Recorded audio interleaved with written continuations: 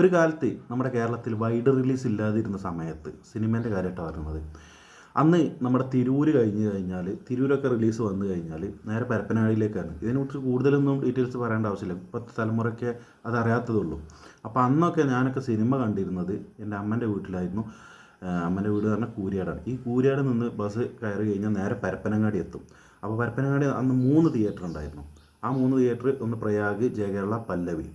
അങ്ങനെ അവിടെ പോയി സിനിമ കണ്ട് നേരെ അടുത്ത ബസ് കയറി കഴിഞ്ഞാൽ നമുക്ക് നേരെ കൂരിയാട് വന്ന് ബസ് ഇറങ്ങായിരുന്നു. അങ്ങനെ ഒരു സ്ഥിരം ഒരു നമുക്ക് ഇഷ്ടപ്പെട്ട ഒരു തിയേറ്ററായിരുന്നു ഈ ഒരു പരപ്പനങ്ങാടി എന്ന് പറയുന്നത്. അന്ന് റിലീസായിരുന്നത് തിരൂരൊക്കെയാണ്. അപ്പോൾ ഈ തിരൂരൊക്കെ വരിക എന്ന് പറഞ്ഞാൽ കുറച്ച് ബുദ്ധിമുട്ടുള്ള കാര്യമാണ്. പിന്നെ അത് മാത്രമല്ല, കോട്ടക്കൽ വരികയാണെന്നുണ്ടെങ്കിൽ 2 ബസ്സൊക്കെ കയറി ഇറങ്ങേണ്ട ആവശ്യം വന്നിരുന്നു. പിന്നെ കോഴിക്കോട് ഒന്നും പിന്നെ അന്നൊന്നും നമുക്ക് ഇല്ല, നമ്മൾ ലിസ്റ്റിലേ ഇല്ലാത്തൊരു സ്ഥലമാണ്. മലപ്പുറമൊക്കെ പോകുകയാണെന്നുണ്ടെങ്കിൽ വേറെ ഏതോ ലോകത്തേക്ക് പോകുന്ന മാതിരിയായിരുന്നു. പരപ്പനങ്ങാടി എന്ന് പറയുമ്പോൾ സ്ഥിരം ഞങ്ങൾ പോയി വരുന്ന ഒരു റൂട്ടായതുകൊണ്ട് അത് വളരെ എളുപ്പം, വളരെ സിമ്പിളായി തോന്നുന്ന ഒരു സമയം ഉണ്ടായിരുന്നു.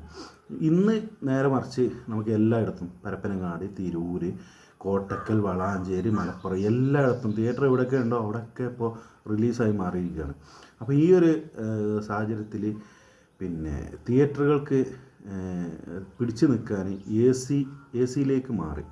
അങ്ങനെ ഈ എ സിയിലേക്ക് മാറി, സൗണ്ട് സിസ്റ്റം മാറി, അങ്ങനെ മാറി വന്നപ്പോൾ ഈ പരപ്പനങ്ങാടി എന്ന് പറയുന്ന തിയേറ്റർ, അവിടെയുള്ള തിയേറ്റർ ജയകേരള, പ്രയാഗ്, പല്ലവി, ഈ 3 തിയേറ്ററും പിന്നെ പഴയ രീതിയിൽ തന്നെ ഓടിക്കൊണ്ടിരുന്നു. അവിടെ ഒരു അപ്ഡേഷനും വന്നിരുന്നില്ല. പക്ഷേ മറ്റുള്ള തിയേറ്ററുകളൊക്കെ മാറി.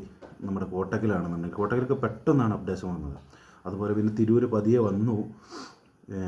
അങ്ങനെ ഇപ്പോഴത്തെ സാഹചര്യത്തിൽ പ്രയാഗ് തിയേറ്റർ മാജിക് ഫ്രെയിം ഏറ്റെടുത്തുകൊണ്ട് അവിടെ എ സി ആക്കിയതോടുകൂടി പല്ലവി ജയകേരള തിയേറ്ററിൻ്റെ ഒരു നിലനിൽപ്പ് ചെറിയൊരു വിഷയത്തിലേക്ക് വന്നു പറഞ്ഞാൽ ആളുകളെ കിട്ടാതായി.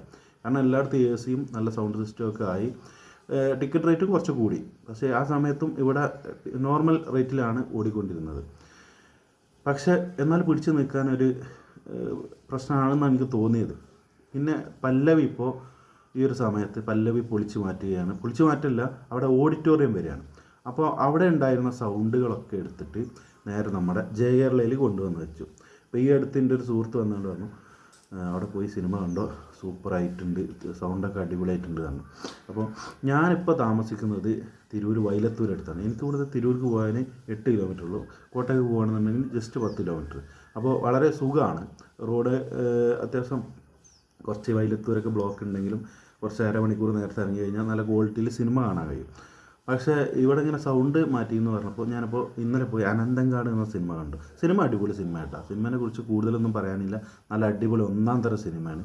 നല്ലൊരു ആക്ഷൻ മൂഡിൽ പോകുന്ന കഥകൾ നമുക്ക് പ്രൊഡിക്റ്റ് ആണെന്നുണ്ടെങ്കിലും നല്ല അടിപൊളിയായിട്ടുള്ള സിനിമയാണ്.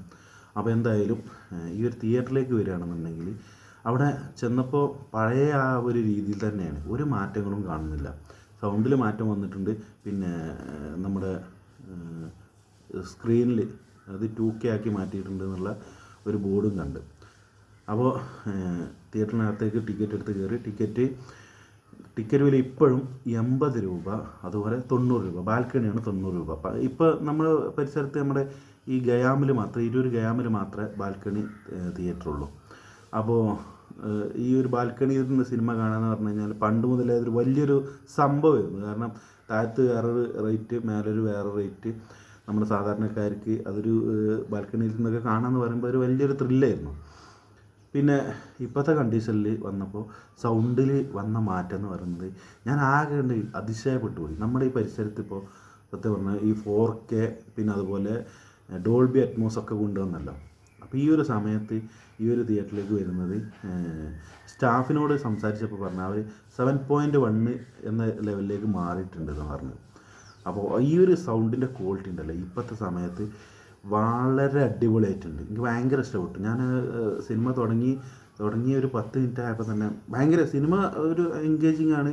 അപ്പോൾ ആ ഒരു ത്രില്ലും സൗണ്ട് ക്വാളിറ്റിയും എല്ലാം കൂടി നോക്കിയപ്പോൾ സ്ക്രീനൊക്കെ പക്ക അടിപൊളിയായിട്ടുണ്ട്. 2K ആക്കിയപ്പോൾ അടിപൊളിയായിട്ടുണ്ട്.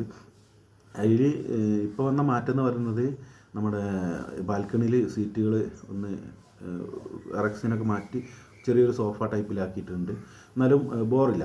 അപ്പോൾ ഇതൊക്കെ ഈ ഒരു മാറ്റങ്ങൾ വരുത്തിയോട് കൂടി തിയേറ്റർ വേറെ ലെവലായി.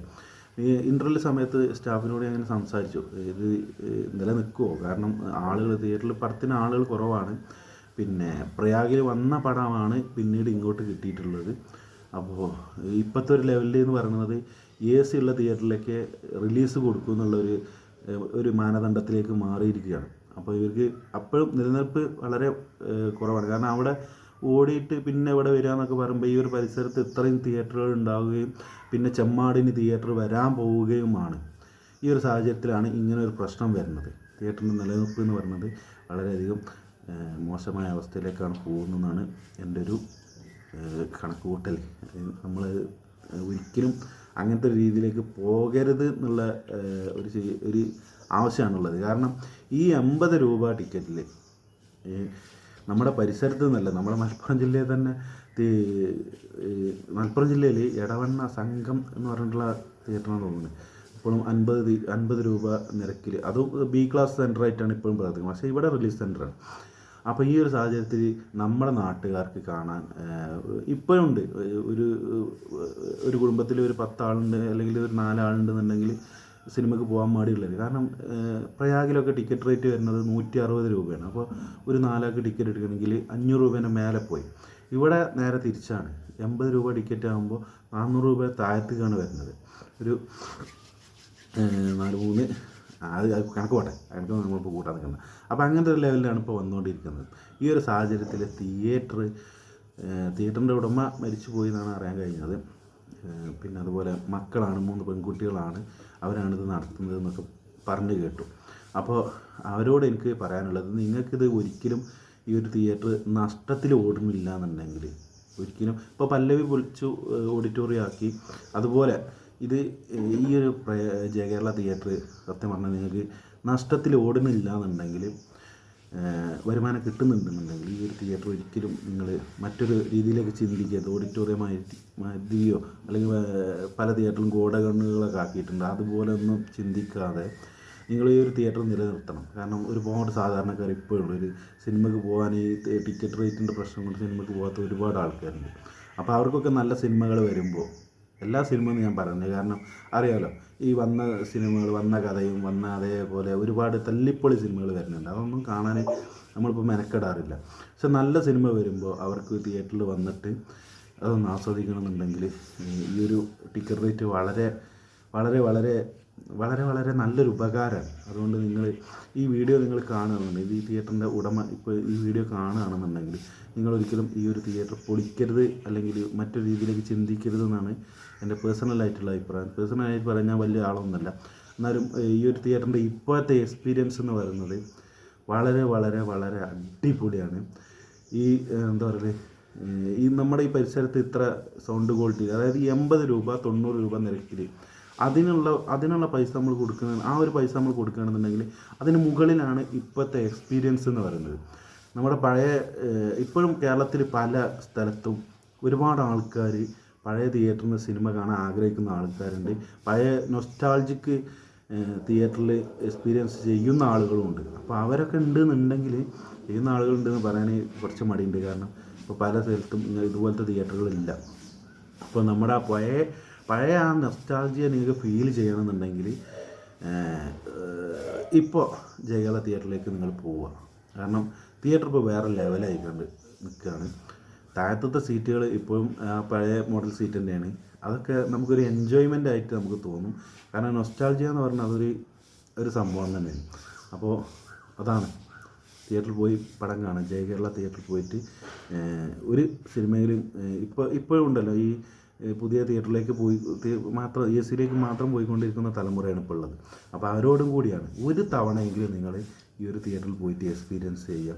അപ്പോൾ എല്ലാമാണല്ലോ നമ്മൾ എക്സ്പീരിയൻസ് ചെയ്യുക. ഈ തിയേറ്ററിൽ പോകാത്ത ആളുകളും ഇഷ്ടം പോലെ ഉണ്ട്. അപ്പോൾ ഒന്ന് ശ്രമിച്ച് നോക്കുക. 80 രൂപയുള്ള ചാർജ്.